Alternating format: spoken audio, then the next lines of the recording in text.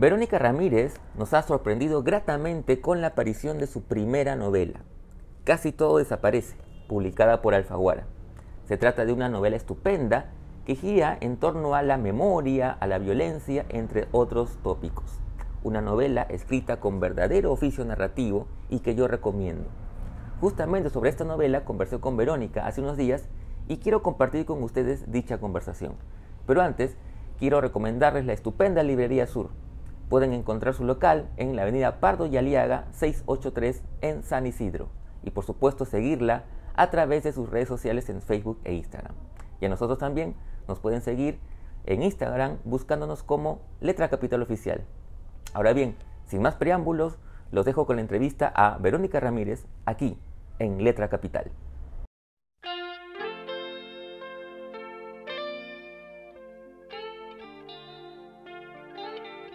Hola Verónica, ¿cómo estás? Primero que nada, gracias por tu tiempo y por permitirnos esta charla sobre tu novela Casi todo desaparece, que ha sido publicada por Alfaguara. Bueno, Muchas gracias, Carlos. es una novela que realmente he disfrutado mucho y que tiene que ver con un personaje que es Vera, que de alguna manera recuerda su infancia en un país convulsionado por la guerra y luego su posterior vida en otro país, ¿no? En el Perú. Pero antes de hablar de la novela en sí, quería un poco preguntarte algo que para mí siempre es una curiosidad, casi una obsesión, que es el origen de las novelas. Es decir, si tú recuerdas esa primera imagen quizás o una primera idea que va germinando y que finalmente termina plasmándose en esta novela. Sí, gracias, Carlos, por tu pregunta. Yo creo que esta novela se empezó a escribir muchísimo antes de que yo fuera capaz de escribir siquiera, porque yo nací con una gran interrogante a mi alrededor y era mi abuela paterna, que fue una mujer que llegó al Perú en los años 30 y abandonó Barcelona. Eh, pero nunca supimos bien los motivos, mi papá no indagó, fue hijo único, ella murió antes de que yo nazca, mi padre también falleció y se llevó las pocas respuestas que quizás podría haber obtenido de esa mujer de la que heredé un carnet de extranjería que decía que era artista. Entonces, a mí siempre me dio una enorme curiosidad pensar cómo podría haber sido la vida de esta mujer y qué motivos la podrían haber conducido a tomarse un barco que en ese entonces duraba probablemente más de un mes para aparecer en las costas del Perú donde no tenía ningún tipo de contacto ni persona conocida. A esta cuestión que siempre me daba vueltas y siempre me daba mucha curiosidad, se unió otra señora, una señora croata, a quien conocí por intermedio de una de mis hermanas, y con la que conversé mucho acerca de su vida para un proyecto que no se llegó a concretar, pero tenemos una relación, es una persona admirable y maravillosa, y ella me contó un poco su historia de vida, que no se parecía tanto en el fondo a la de mi abuela, pero sí en el hecho de tener que dejar todo y salir con lo opuesto para enfrentarte a un eh, nuevo universo en otro idioma, muy lejos de todo aquello que conociste, ¿no? Entonces, el formato que me sonaba más adecuado o el que o sea, tuve como la pulsión de tener que escribirlo como novela, porque yo soy periodista, pero claro, había muchos vacíos y mucha necesidad de inventar alrededor de estos dos ejes una historia que dramáticamente fuera consistente, espero que lo haya así, que lo sea, y que pueda tejer un hilo que me lleve a contar un poco la historia tal cual casi todo desaparece. Uh-huh. Ahora, la novela tiene varias aristas por las que yo quisiera entrar.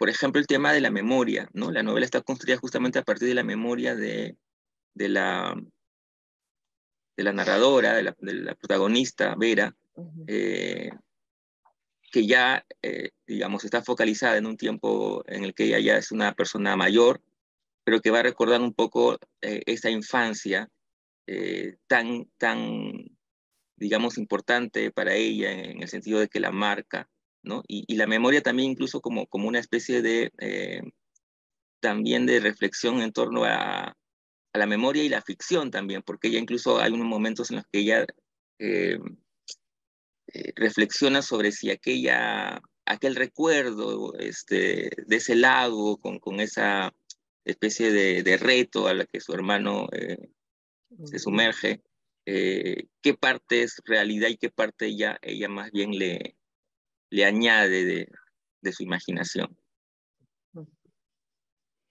Sí, a mí me llamó mucho la atención algo que dijo Oliver Sacks, que él escribió un libro que se llama El tío Tungsteno, en el que él cuenta que estuvo presente cuando bombardearon Londres y que hubo como un pequeño incendio en la parte trasera de su casa y él se recuerda a sí mismo cargando unos baldes de agua con su padre y sus hermanos para apagar este pequeño fuego que había ocasionado, no sé si una bomba, una granada o un estallido.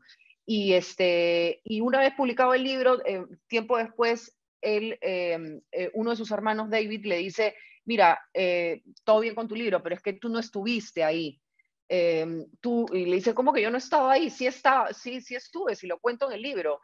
Y dice, no, tú no estuviste ahí. Yo te escribí, tú estabas en la casa de una tía en otro lugar del Reino Unido, donde te habían llevado para protegerte probablemente porque eras más chico, y yo te escribí una carta muy detallada sobre lo que había ocurrido esa noche. Entonces, a partir de ahí, Oliver Sacks, este neurocientífico, hace toda una reflexión sobre las memorias, los recuerdos falsos, ¿no? Es decir, a veces lo soñado, lo imaginado o lo recordado es mucho mejor o distinto que lo realmente vivido, ¿no? Entonces, afortunadamente, el olvido es un mecanismo de supervivencia, porque yo creo que no podríamos habitar el mundo cargando toda la información que vamos acumulando y todos los afectos y todos los detalles y todos los números y sería una locura, ¿no?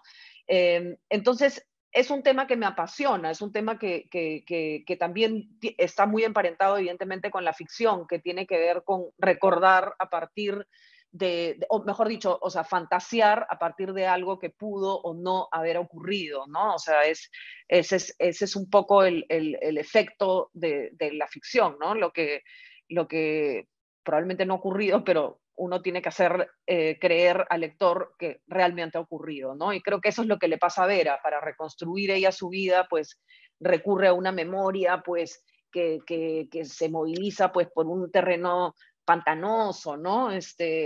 Y a saber qué cosas está recordando, qué cosas está o qué cosas se está inventando para que ese recuerdo eh, la ayude a vivir el presente de una manera un poco más ligera, por así decirlo. Uh-huh.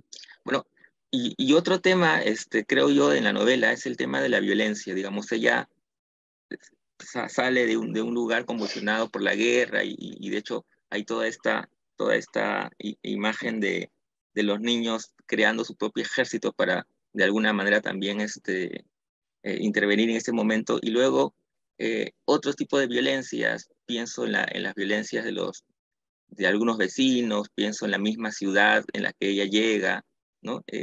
¿Lo viste por ahí, por ese lado también?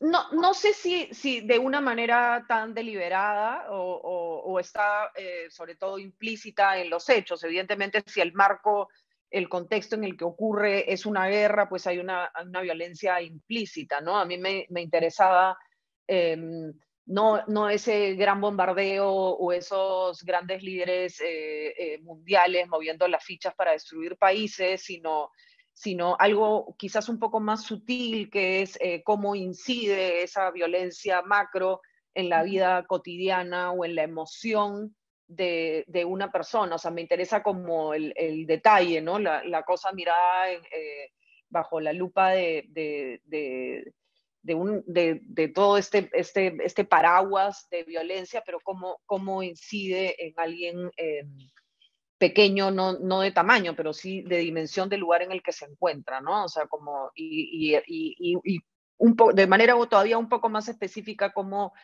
incide en su emoción, cómo ese marco de violencia puede generar un trauma en las personas, ¿no? Ese es digamos, la fibra que a mí me llama la atención, la épica del anonimato, del héroe totalmente anónimo y que forma parte pues, de una violencia mayor. Pero tú hablas de la violencia, pero también en contraposición, también yo creo que a raíz de eso también se ven como muchos actos de solidaridad y de empatía también, ¿no? Incluso, que no voy a detallar para no arruinarles la novela, pero creo que también en esos momentos de horror también puede aflorar un espíritu de bondad del ser humano, en la que yo soy una ilusa y tengo grandes esperanzas en el fondo bondadoso del ser humano, a pesar de todo. Sí, de hecho en la novela, pues, Vera reflexiona sobre ciertos vínculos, ¿no?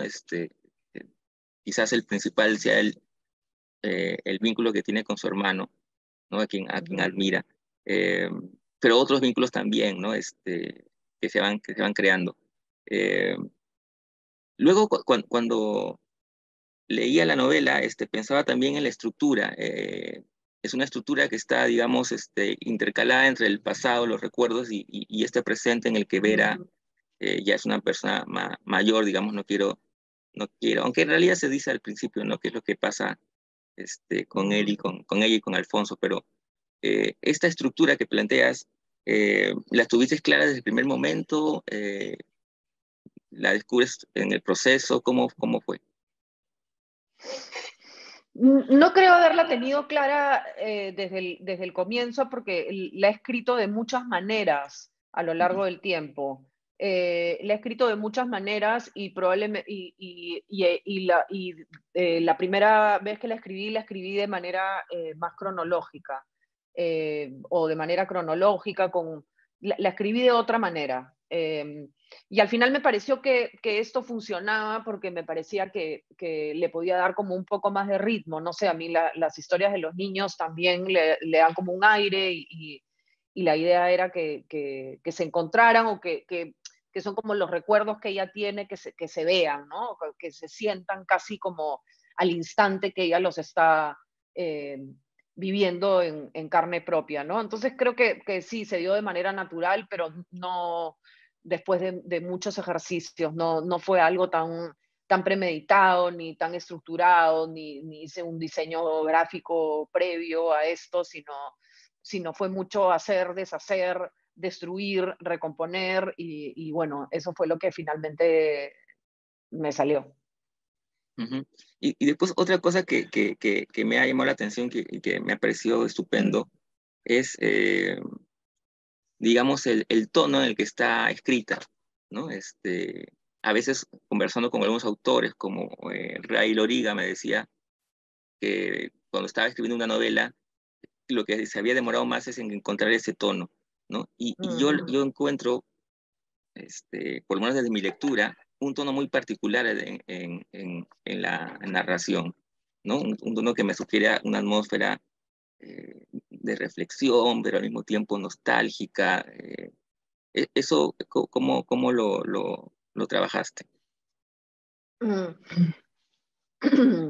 Bueno, como periodista, mi oficio de periodista casi que le tiene como, o sea, me tengo a mí misma casi que prohibida la primera persona, ¿no? O sea, al final cuando tú haces un reportaje, escribes un artículo, pues evidentemente lo único que no interesa eres tú, sino la historia que estás contando. Entonces, la primera persona en general la tenía como totalmente ajena y casi que prohibida, o le tenía como una especie de terror, ¿no? Pero conforme fui escribiendo la historia, sentí que Vera necesitaba hablar por sí misma, porque era un relato de una gran intimidad en la que ella estaba abriendo sus emociones, los vínculos, como tú mencionas, su relación con la maternidad, su relación con la pareja, con la familia, con el país de acogida, con el país del que sale. Entonces, creo que se necesitaba ese tono, se necesitaba que ella hablara por sí misma. De alguna manera, creo que se impuso la primera persona y se impuso la voz de Vera porque se trataba de que ella hablara sin ningún tipo de pudor, ¿no? Porque si finalmente se atrevía a hablar o a explorar su vida, que lo hiciera sin ningún tipo de pudor, y eso solo se puede contar, creo, de esa manera, dentro de mis recursos, digamos, ¿no? Ujú.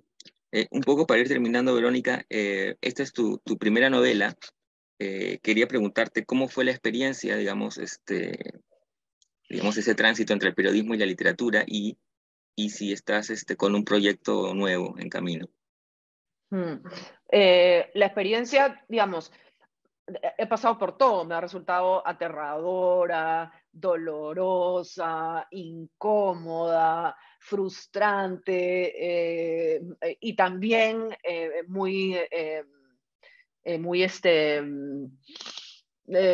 no sé, como muy emocionante a ratos y sí, bueno, he pasado por todos los estados de ánimo, o sea, es casi una cosa que me ha ocurrido, digamos, a lo largo de todo el proceso.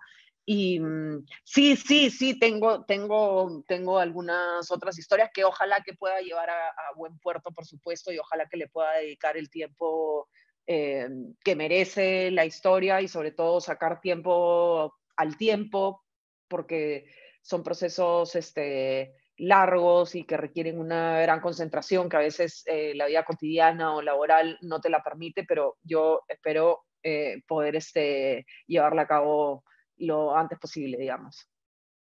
Estupendo, estaremos atentos porque nuevamente yo he disfrutado mucho esta novela y te agradezco mucho la conversación. Ha sido un gusto conversar contigo. Un gusto enorme conversar contigo, Carlos. Te agradezco muchísimo tu tiempo.